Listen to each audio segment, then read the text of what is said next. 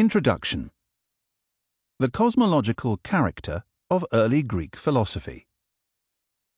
It was not till the traditional view of the world and the customary rules of life had broken down that the Greeks began to feel the needs which philosophies of nature and of conduct seek to satisfy. Nor were those needs felt all at once.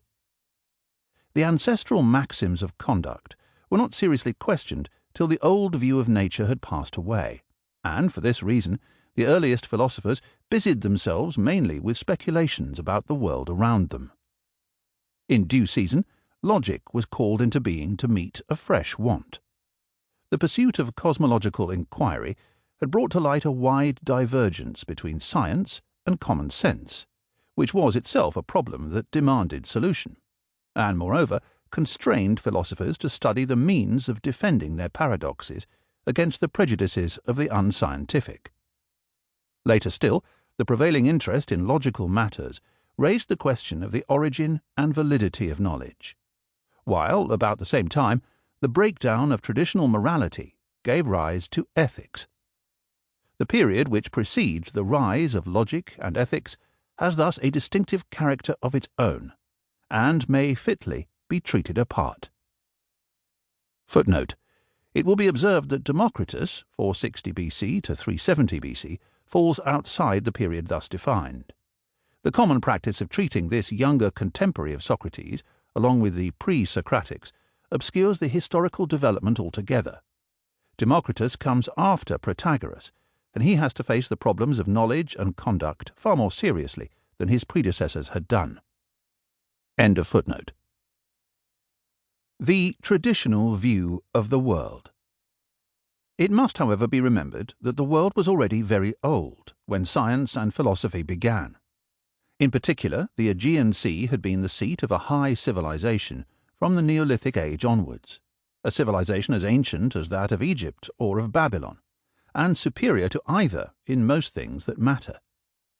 It is becoming clearer every day that the Greek civilization of later days was mainly the revival and continuation of this, though it no doubt received certain new and important elements from the less civilized northern peoples who for a time arrested its development.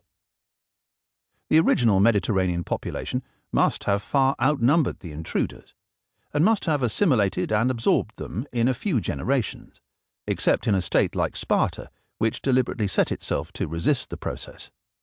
At any rate, it is to the older race we owe Greek art and Greek science. It is a remarkable fact that every one of the men whose work we are about to study was an Ionian, except Empedokles of Akragas, and this exception is perhaps more apparent than real. Akragas was founded from the Rhodian colony of Gela. Its colonizer was himself a Rhodian, and Rhodes, though officially Dorian, had been a centre of the early Aegean civilization. We may fairly assume that the emigrants belonged mainly to the older population, rather than to the new Dorian aristocracy. Pythagoras founded his society in the Achaean city of Croton, but he himself was an Ionian from Samos. This being so, we must be prepared to find that the Greeks of historical times, who first tried to understand the world, were not at all in the position of men setting out on a hitherto untrodden path. The remains of Aegean art prove that there must have been a tolerably consistent view of the world in existence already, though we cannot hope to recover it in detail till the records are deciphered.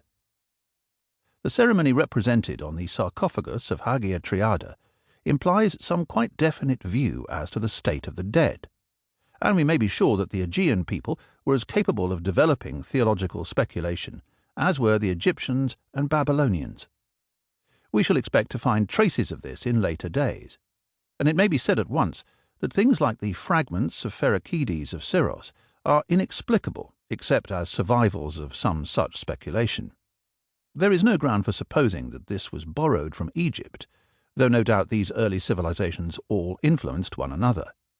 The Egyptians may have borrowed from Crete as readily as the Cretans from Egypt, and there was a seed of life in the sea civilization which was somehow lacking in that of the great rivers.